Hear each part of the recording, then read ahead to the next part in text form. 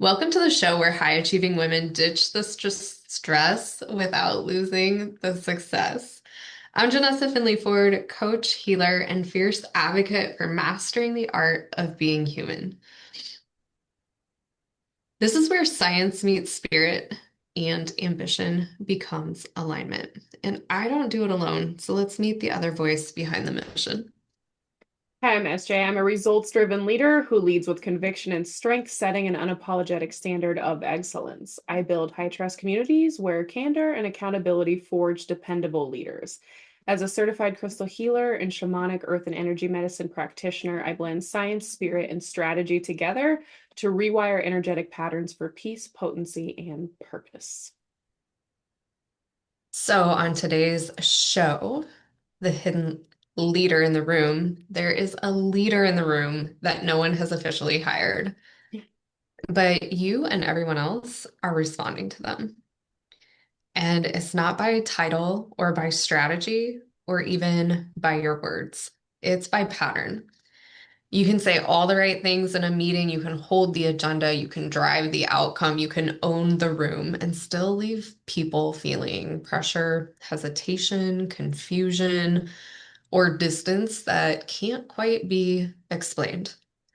That's because leadership is not created at the level of your behavior. It's not just simply performing an act or saying certain words. It's actually created at the level of cause. And the cause is almost never what you think it is. So this month we have been talking about the law of cause and effect, how the unseen drives the seen. That's what we're all about here. And in leadership, the unseen isn't just your mindset, it's your nervous system, it's your body, it's your identity, it's your personality, and the Enneagram patterns that have been organizing your perception long before you ever walked into that room. Because your body is already reacting before your mind actually explains what's running through it. Your tone is already shaped before you choose your words. Your presence is already communicating before you say a thing. We all know this to be true. Someone can walk into the room and you know exactly what mood they're in, and they have not spoken one single word. You're doing the same thing. So while you think you're leading the conversation, your personality type might be actually running the show. The Enneagram 1, tightening the room with unspoken standards, or the 2, overextending to keep connection. The 3 is pushing for results while disconnecting from self. The 4 is bringing depth but losing stability. The 5 is holding insight but withholding their presence. The 6 is always scanning for safety instead of actually just creating it. The 7 is lifting the energy while avoiding what's actually creating the heaviness. And the 8 is driving forward but closing people off. And last but not least, the 9 is keeping peace while disappearing from their impact. And you know what? None of this is wrong. It's causal. It is the cause that shapes the effect. And so we need to examine whether or not the effects that you're getting in your leadership are what you desire, and furthermore, whether you're aware of it or not. So today we're getting real honest, not about how to lead better on the surface, but about what's actually leading you, because your self-leadership drives the leadership that you have of others. And once you see the hidden boss, you get your leadership back. So let's open our eyes. SJ, I'm going to turn it over to you. My throat is super scratchy and my voice is a little raspy. So take it away. Where do you want to jump in with the Enneagram today?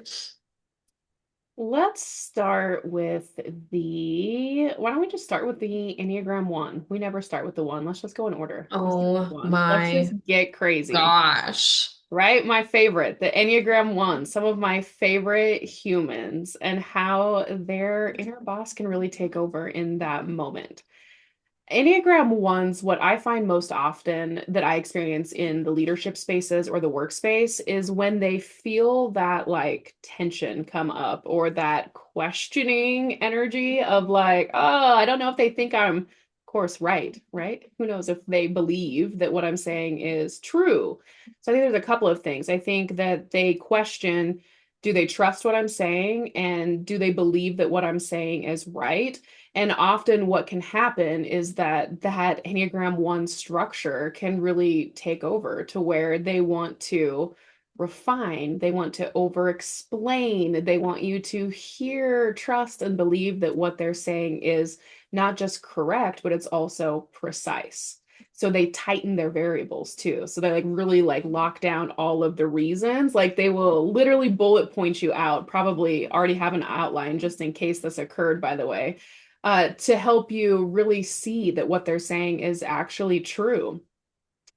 I also see them immediately try to step in and correct or fix something that is off within their team dynamics because they don't want that wrongness to be that destabilizing energy within the team. So rather than kind of allowing their teams to solution on their own or take their time to process through the incorrect info, they step in immediately. They're very efficient, right? So, like, they want to take care of this thing right now. They don't want it to linger and hang out and wait. They also will critique and not even realize it. So if one word is off, sometimes I see that, unbalanced Enneagram 1 correcting the one word or the one item. So they'll critique without necessarily seeing it as criticizing other individuals. They're really refining the info and they're helping, right? They're helping us be more accurate. So I see that happen a lot, but when the leader, the Enneagram 1, I think what's really important with this, and this is going to be true for all Ennea types, it's never the absence of the trigger, right? Like the trigger or that, like, I can tell something is off in the room, that's going to still be felt. But when you're really balanced within yourself, you're not going to lean into as much of that, let me correct or overcorrect. So when somebody says the same thing, like let's just say the statement was, this could be structured better. That would probably be a triggering statement to an Enneagram 1. Rather than immediately trying to justify or spell out why their response was structured perfectly, right? They'll lean into more of that energy of walk me through what you'd adjust. So they stayed grounded within that rather than tightening the like only my way is the correct way energy. They leave the responsibility back on the person that is questioning them, which I think is something else that Enneagram ones have a hard time with. Like they love being over responsible for everything. So releasing that control and letting the other party who's actually doing the questioning explain why they question it rather than feeling like the Enneagram 1 has to be the individual that explains and really structures it all together. Look, I don't know if we really love being over responsible. I feel like it's one of those areas that is just a trap. I was like, I don't want to be here, and here I am again. And I don't want to be here, but yet here I am again. One of the other things that I mean, all of this was spot on, right? Like I'm smirking and cringing kind of all at the same time as you talk about it. But when you talked about, questioning, do they believe what I'm saying or do they think what I'm saying is right? And it's been so interesting to tune into that in my own inner space and see where it creeps in. And actually, it was one of the hardest things when we started collaborating together for me to shut out of my mind during a presentation or a container or a radio show. And I'm like, sometimes looking at your facial reaction and I'm like, is that to me? Like, what is she? Does she not, does she totally disagree with what I say? Like, we disagree all the time, right? So why does that even matter? But in the moment, it is this patterning and programming that just rapid fires through our head. And it certainly is that inner hidden boss that I am not standing in my power when I'm listening to that inside of myself.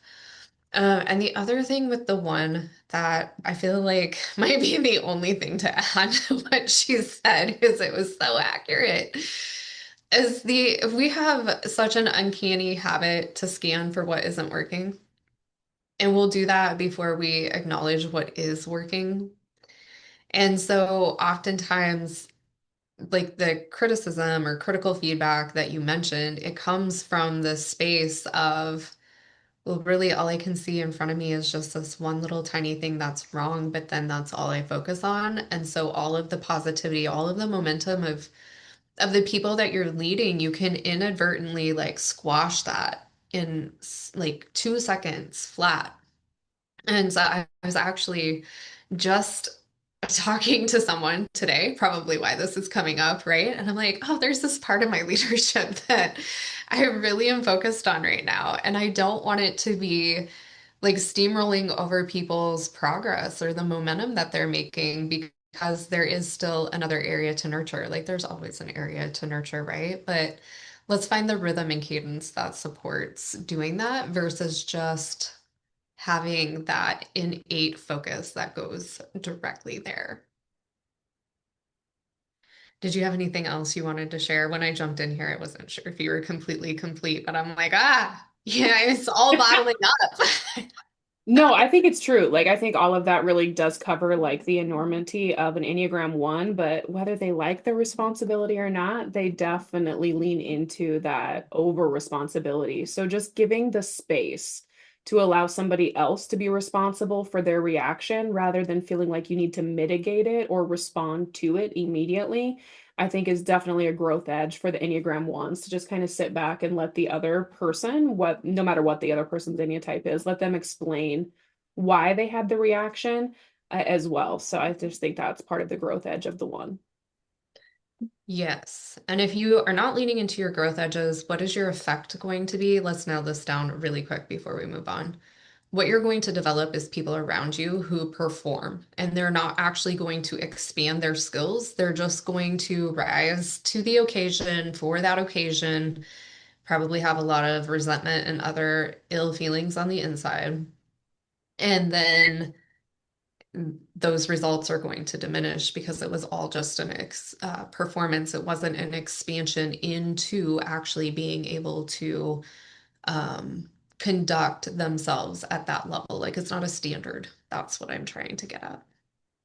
All right. So moving along to type two, which is a heart point, our helpers.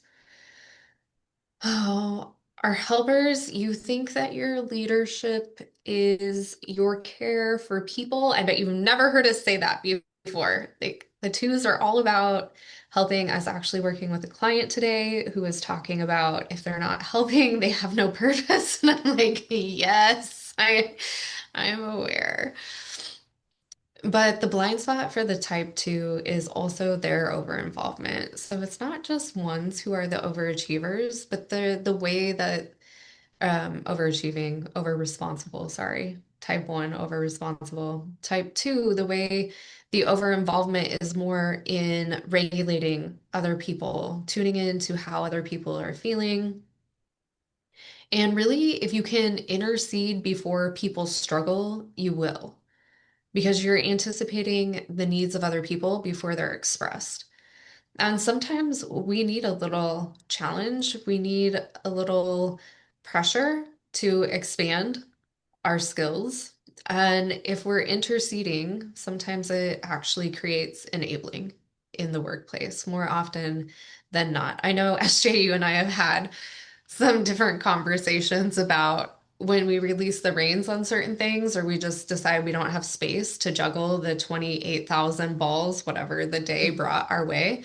It is so incredible how people will find the solutions and the answers. And this is a place where the Enneagram 2 can really lean into that growth edge of not interceding and letting people find those answers. So, what you perceive to be support is that enabling vibe, because underneath that of your driving factor is a need to be needed. And so what is your effect that you're creating? You're actually creating a team or the people that you're leading to become dependent upon you. And you're also going to have the effect of building a lot of quiet resentment within yourself because you're never going to have the space that you need at the same time either.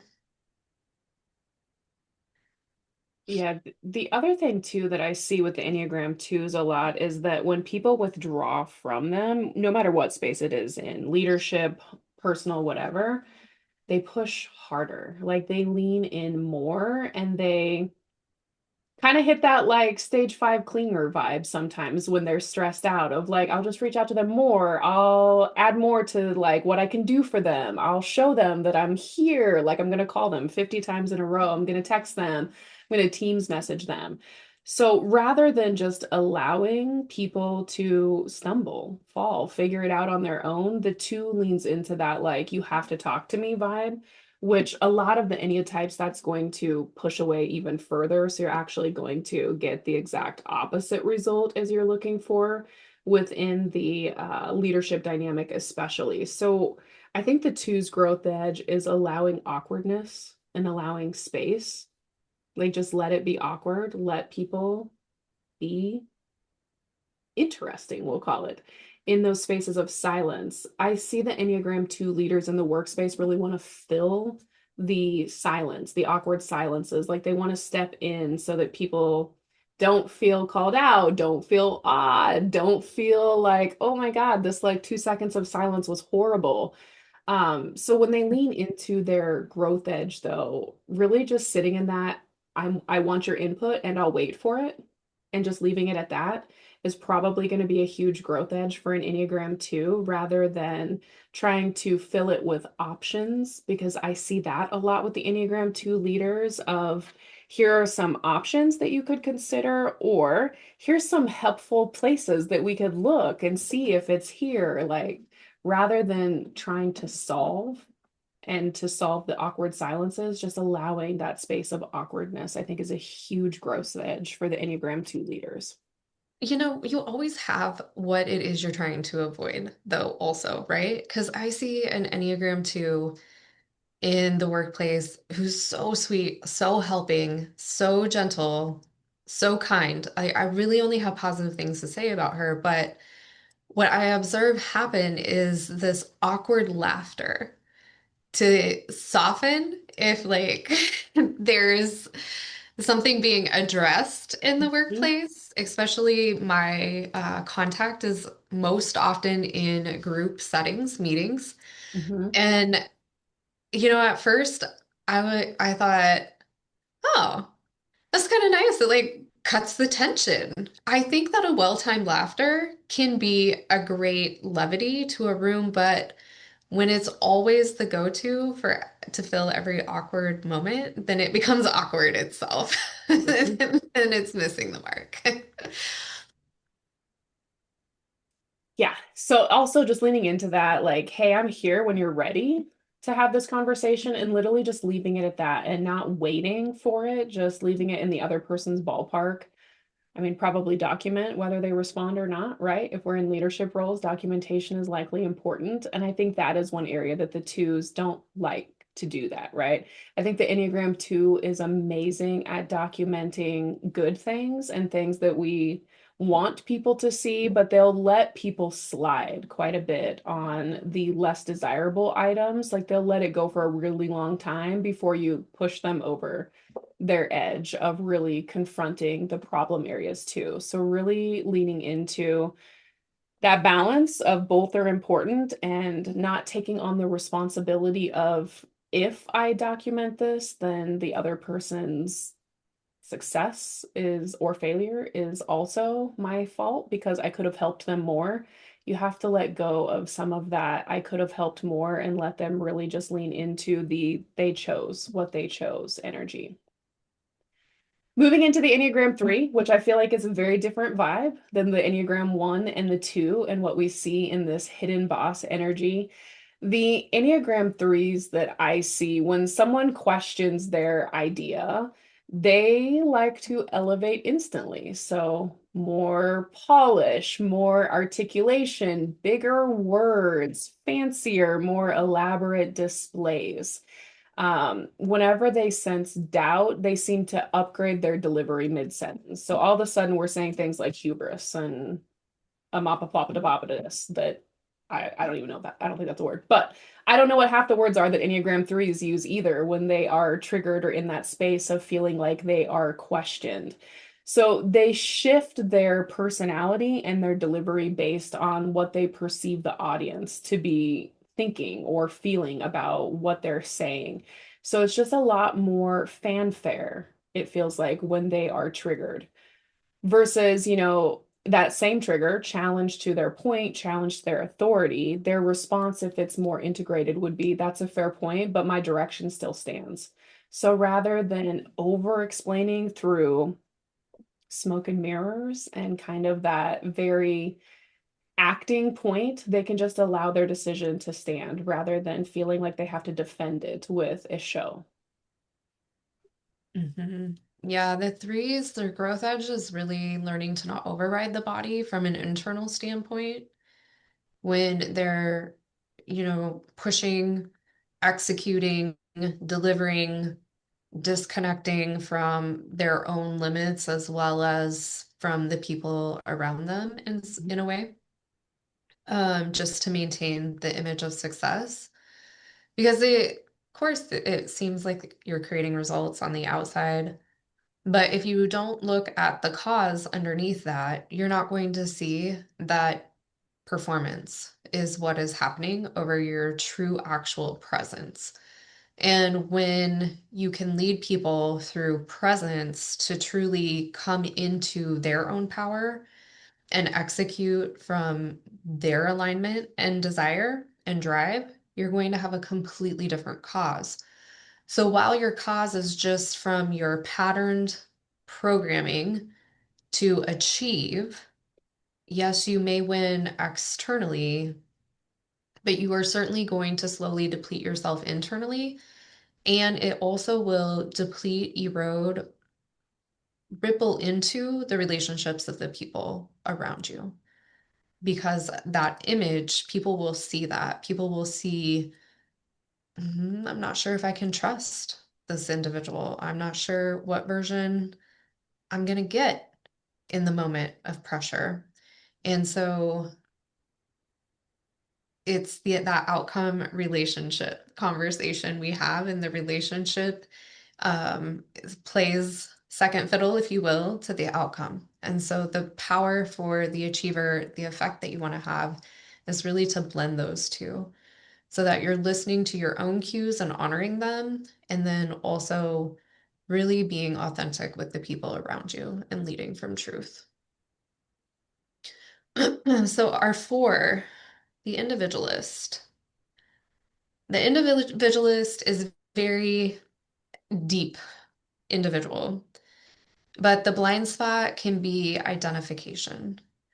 And so you don't just feel emotions, you become them. And then the lines get blurred between your identity and whether your identity is what you're feeling in the moment, or if you really truly soundly know who you are, what you represent, what your truth is, bringing yourself back to your values in the moments of emotions rather than escaping the fact that you once knew what your values were, and you will certainly know what your values are again after the emotional tornado. I'm laughing because I for sure have experienced this a time or 12 when I spin out, because this is my stress point. Those values will come right back, but in the in between, it's just all emotion, and you're riding an emotional wave. So you think you may be honoring your truth, but your whole truth is not just your feeling state of your inner world. And so the cause that's happening here from your default programming is over identifying with those emotions and internal state. And the effect that happens are, the mood swings that people witness, the inconsistency, and leadership where the people who you're leading have a really hard time stabilizing around it because they don't know what to expect either from this emotional standpoint.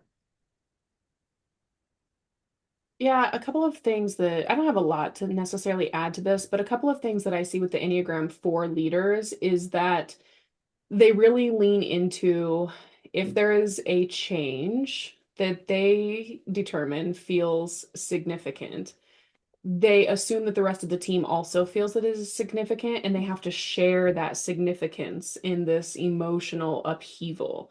And it's not typically elated emotions that we are feeling in upheaval. So sometimes they can really spread the emotional stress to the rest of the team when a lot of the Enneatypes that are on their team probably didn't even code this as this should be a stressful situation. It was just change. For instance, a seven would be like, I don't give a shit. It's just whatever. Cool. Sounds like a new adventure. Versus when they experience the Enneagram 4 leader in the heaviness of their emotions, the seven immediately is moving into, and other Enneatypes as well, are going to move into, oh my God, what's the logic behind this that I'm missing? What is the bad thing that's coming? Like, I feel like the sixes are going to really lean into, like, what is the risk that we're not seeing within this too? So sometimes you can really spread, when you're in that imbalanced state, emotional upheaval that maybe isn't really there for the other Enneatypes, even if you feel the intensity of it. And then the other item I just wanted to touch with the Enneagram 4 leaders is that often I have seen when other Enneatypes disagree with their perspective or their idea, even worse, their ideas, they internalize that as a personal problem, or a personal, something personal about them, rather than it being information about the project or the idea. So they can internalize a lot of that info and make it personal rather than just allowing it to be feedback about the project or the idea and having nothing to do with them personally. I love, though, when I see Enneagram types fours, when they lean into that growth edge, is when they simply say something just as simple as, it may not resonate for you, but it still stands as a decision for me. And just having that finality of, this is the truth and this is the direction, regardless of trying to get the other individual to understand or feel the same way that they do about it. Moving into the Enneagram fives. I see disengagement most with Enneagram fives when they feel like somebody disagrees with them. And oftentimes I've seen them move away from the delivery entirely to where they want to go research more. They want to make sure that everything they thought to be true really does have a logical basis behind it. And the other thing that I see when an Enneagram 5 leader is overstimulated by the amount of feedback or people in general is they shut down participation. So they will just say, I'm done. Like, there is no more talk about this. I don't even want to hear what the possible other items could or concerns could be. So they really close the door of access entirely to them when they feel that challenge from the audience. Um, and I think their growth edge is really just the simple, when they feel that challenge from the group, is just, here's what I know right now, and being okay in the, I made a decision based off of the information I have right now. And that's what we have to go off of, rather than needing to know every single aspect of what maybe could be there, maybe isn't there. Just leaning into, this is the info I have right now, and that's why I shared what I shared. So they can really stay present while still processing any new info that might come in. It's interesting. I have had a plethora of fives show up kind of in the exact opposite in a way. And Mhm. the withdrawing, withholding, all of that is very, very much Enneagram 5. The thing I see with them, though, is when they're so convicted about what they think in a decision, in the rationale behind the decision, it will be a switch that gets flipped straight into debate mode. And we don't have to debate this. And the force that can come with the debate and that energy, that there is like, I am right about this and there is no other option, will have the effect of completely the missed impact, because people don't actively listen and truly hear to understand when people are in that delivery. It's just psychology and human nature. Like, I'm not gonna dumb it down or dull it down, I mean, but yeah, the harder that you come at people because you're so certain of your certainty, the more It's the magnet. The more you push, the more people repel. And the effect that you have is completely missing the opportunity for impact with the incredible wisdom and knowledge that is there to be offered. It just, the delivery misses the mark. So moving on to type six, the loyalist. You think your leadership is your preparedness, of course, because you've looked for everything that could possibly go wrong and have a contingency plan for it.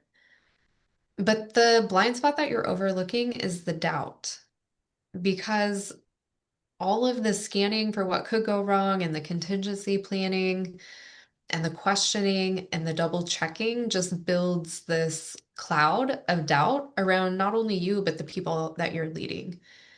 And so you may think that you're creating safety by having all of that planning done ahead of time. But what you've done along the way is create internal uncertainty for yourself. And that doubt can creep in of, am I doing the right thing? Should I be doing something else? Maybe I should ask several other people what they should do in this scenario. We've talked all about the Enneagram six's propensity to pull their peers. So if you don't keep your own certainty in check as you plan and really check in and see, is this something that I actually need to be planning for? Or if I'm making this decision and I am calibrating my compass to go in this one direction, what is actually in front of me in that direction, not every other direction around me that could possibly, like, you'd have to pivot first to get into a lot of those scenarios that you're planning for.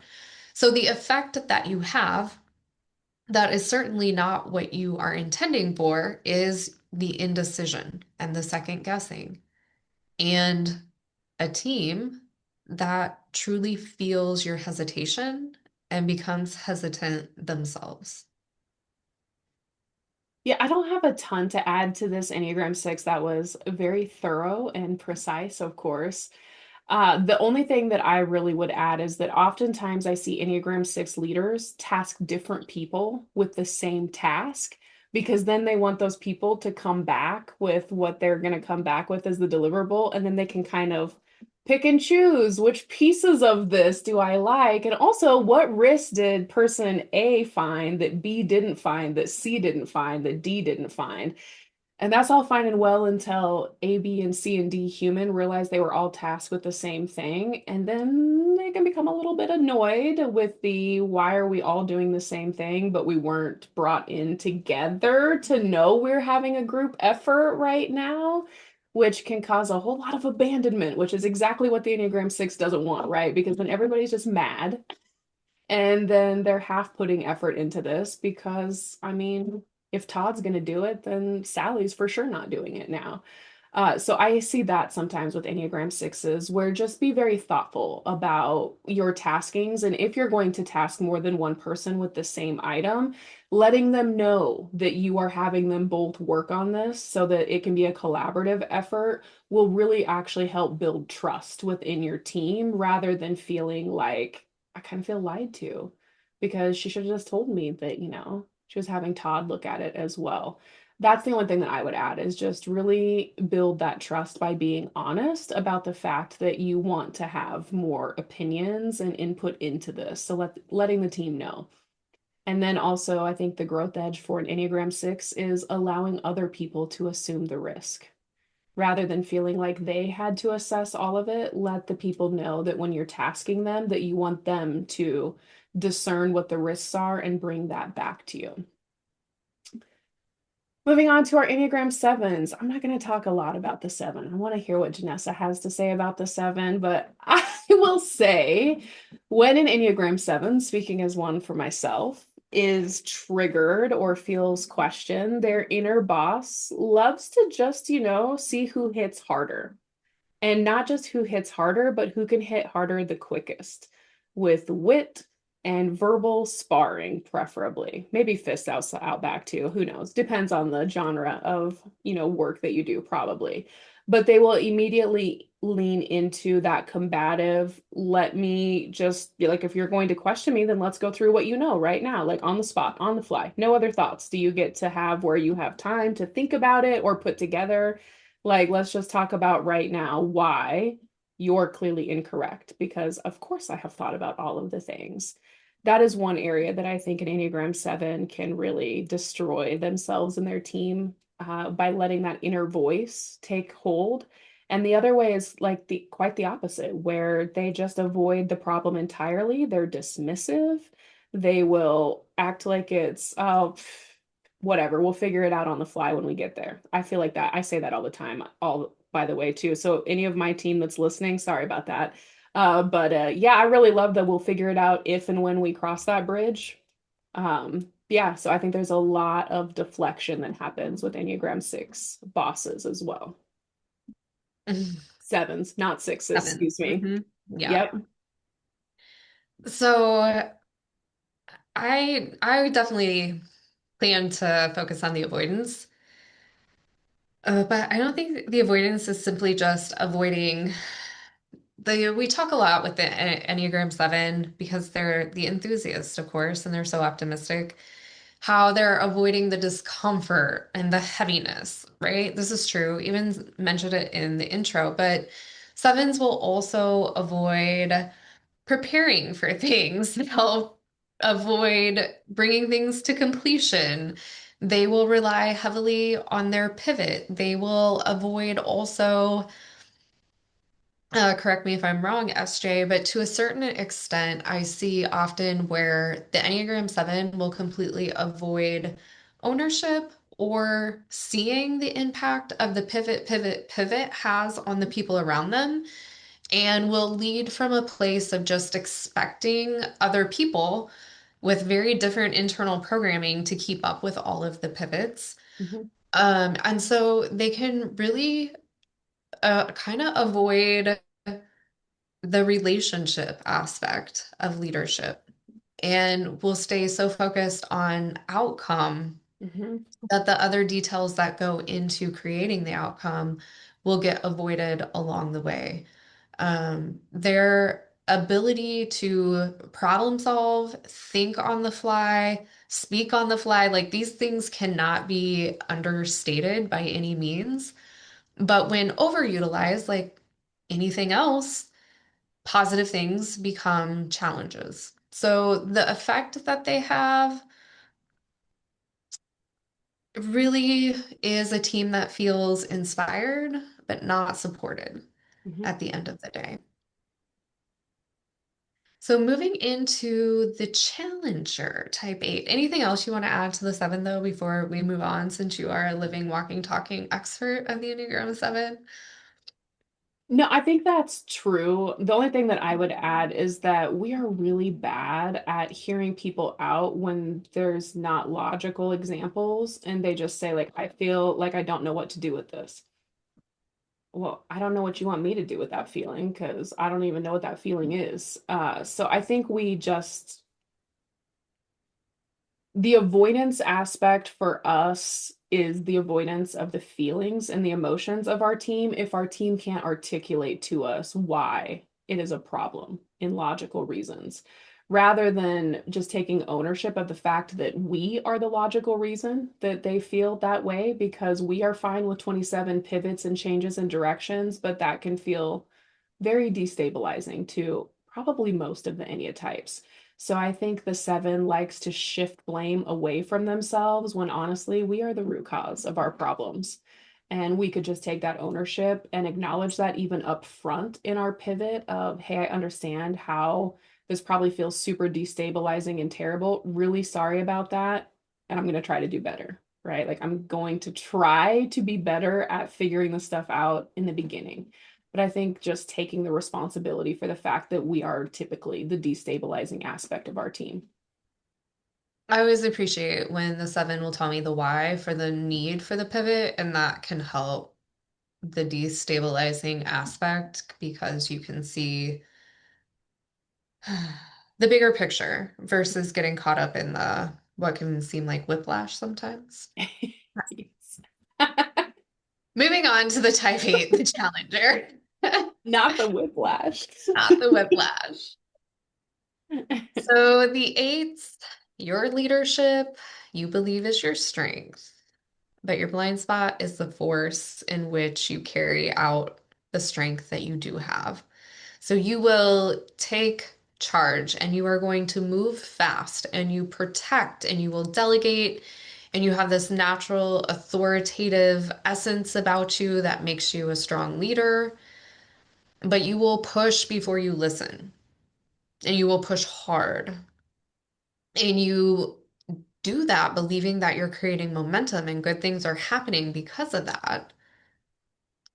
But the real driving force that is the cause behind that action is that you stay in control. So even when you delegate, you are controlling who is doing what, and you have some level of faith in the person that is getting the delegated task. Like things all point back to control around the Enneagram 8.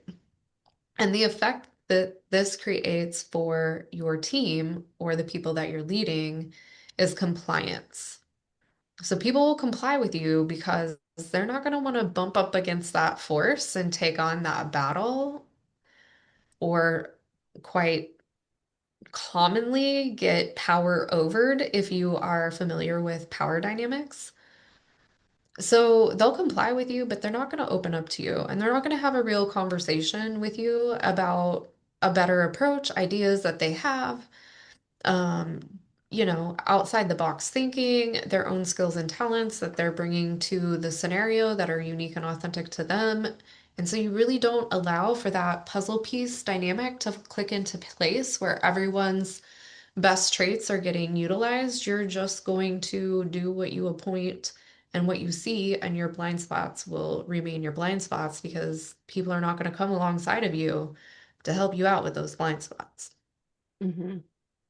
Yeah, I mean, Jessica covered that amazingly with the control aspect. I want to go a little bit in a different direction, though, with what can happen when the Enneagram 8 leans into that really heavy control. They make all of the decisions, everything has to flow through them. Some of the Enneatypes that I see in the workplace that are working for an Enneagram 8, and I will call myself out, but sevens and threes will look for ways to undermine you in return. Absolutely. Like we will look for ways to allow you your point of control and we will figure out how to go around you. So you'll have a loss of information available because we just won't share. We won't share anything more than what you ask of us, nothing further, and we'll just keep moving forward without necessarily telling the Enneagram 8 leader what direction we have chosen. And we will lean into asking for forgiveness rather than permission, which creates an entire lack of control, right? Which is what the 8 is probably seeking, is a controlled environment and decisions. So just understanding too that you do create dynamics where not just everybody is going to lean into doing what you ask, that compliance aspect, but there are certain Enneatypes that will do the exact opposite to see what they can get around you as well. Not the greatest balance on either side of that table, but those are just some of those dynamics that can be created when you don't allow the space for people to feel heard. Moving into our Enneagram nines, the peacemakers. I feel like Enneagram 9 leaders get caught in the sure, like you have different thoughts. We can revisit that and revisit it and revisit it and revisit it 5 million times over and keep revisiting it rather than just making a decision and standing on the decision. They almost do the exact opposite of what the Enneagram 8 and even the 7 leaders will do, to where they let people talk in circles and keep looping back. They want to create that space where there's no conflict, but also people feel included and like they have a voice. The Enneagram 9 leaders, for me, that I've seen, can get caught up in believing that everybody deserves a seat at the decision making table, when sometimes you do just have to say, like, hey, thank you for your thoughts and concerns and feelings, and this is the decision still. I'm still going to stand on that, rather than Kind of shopping around like the six does of does anybody have any concerns with this? I see the nines get caught in some of those same traps that the Enneagram six leaders do, to where for me, the growth edge of the nine is just a simple statement of I hear your perspective and we're still moving forward with this delivery. Like we're still going to move forward. I heard you and this is the decision. So being very clear of thank you, heard, and this is the actual decision. Yeah, the nines are all about, creating harmony. And so while your multitude of approaches, seeing both sides of a situation, it all comes down to the cause underneath your actions are to avoid the conflict and also self-assertion, right? Because you have to own those decisions, like SJ was giving that example. Owning decisions can be really uncomfortable for a personality type that doesn't like to make a decision in the first place. And the effect of that will breed stagnation within the people that you're leading. It will cause you to have a lack of direction when direction is really, really needed. And also, when we talk about leading a room, your voice is going to get drowned out in a room when you're not asserting yourself. So, the growth edge for the nines for sure are about showing up and speaking out and not being afraid that someone might disagree with you. And the fact that there are a whole lot of humans out here that can disagree with you and it not be conflict. Like it's okay to have differing perspectives and differing suggestions or ways to lead, manage, and to move in a workplace. Is there anything else you want to add to this topic before we move to wrapping up the show? No, I think we've covered it pretty well. Yeah, we have really pulled apart and looked at the different causes that each of us have in our leadership style and the effect that results from those actions that we take, and how the effect that we're getting can be kind of painful rather than the effect that we truly want to have.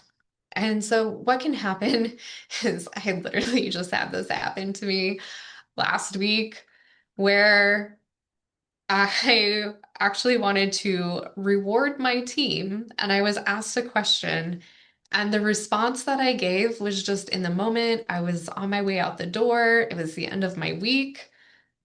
And it was just so Enneagram one efficient and to the point that my effect was not what I wanted. And then I realized my next, purpose of cause here is to figure out how to follow up and loop back around to that so that the truth and the heart that I was really bringing to that situation will be both seen and felt by my staff.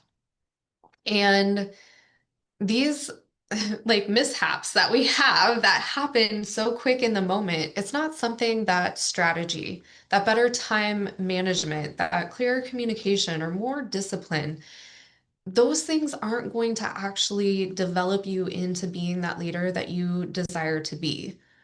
Because your results are not going to be created from strategy alone, they're created from your state. And I unfortunately learn on more than one occasion that my state of being rushed or being done, like SJ has said before on here, when any of the ones are done, they're done, is not the state from which my strongest leadership skills are exuded. For others, for you, it might be your tone or your pace or your energy or your presence or your emotion, but underneath it all, that is the cause. And your cause, it's not random. It is completely patterned in you, through you, in your Enneagram, in your personality. It is stored in your body. You embody it and it's repeated in your leadership, whether you're consciously aware of it or not, or whether you become aware of it after the fact, which is a little bit too late. So, in this show, we walk through how each type subtly overleads or under owns those patterns and their effect, and your body, when you tune into it, will really tell you the truth before your mind can explain it. We also talked about how high capacity leaders, you're not lacking effort. You're just simply misidentifying the cause and you're trying to solve for outcomes while the pattern creating them, it stays unidentified, untouched, unconscious. And so you just keep repeating the same pattern and the same outcome. And it gets really frustrating. And so when you become regulated, when you become conscious, when you have clarity, when you have steadiness, when you have precision, when you have interrupted patterns, you're the same leader in a different state with completely different results. And this is the work. It's not about doing more or pushing harder. It's just really honing in on being precise about what you're actually creating and what you're actually experiencing. So if you're honest with yourself, I'm sure you'll see that you too don't need another strategy. You just need to see clearly and honestly what's driving you this whole entire time. You need to see that pattern behind the cause that you couldn't quite identify. You need to see the effect for what it really is and not what you wanted it to be or what your intention was. You need to see the way that you step in or pull back, that you speed up or you take on more, and how you do it all automatically. Because that's the level of leadership that is actually creating success. And it's also the level a lot of people never address. But you are capable. You are capable of shifting these patterns, but not through awareness alone. You shift them through the interruption and the embodiment, the things that we talk about all the time on the show with the real-time calibration. And that's exactly what happens within the Stronger Together space. It is where you learn how to catch the pattern while it's happening, not after the fact.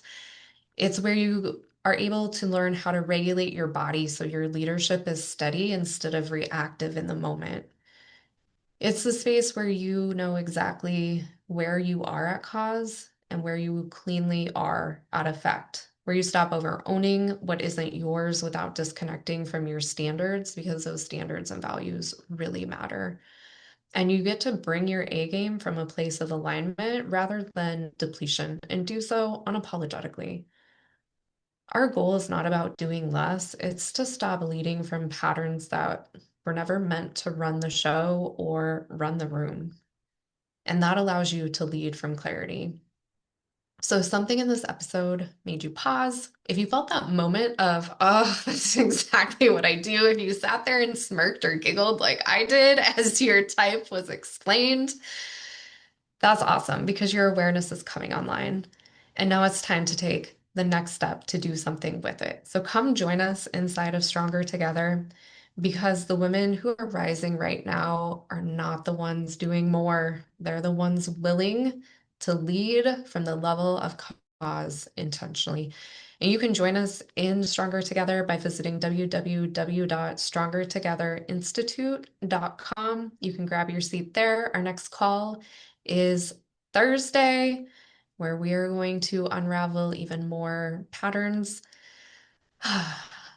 of cause to bring about the effects that you have truly been busting your butt to create. And we can't wait to see you there. And we will be back here the second Wednesday of May. And until then, keep your eyes wide open.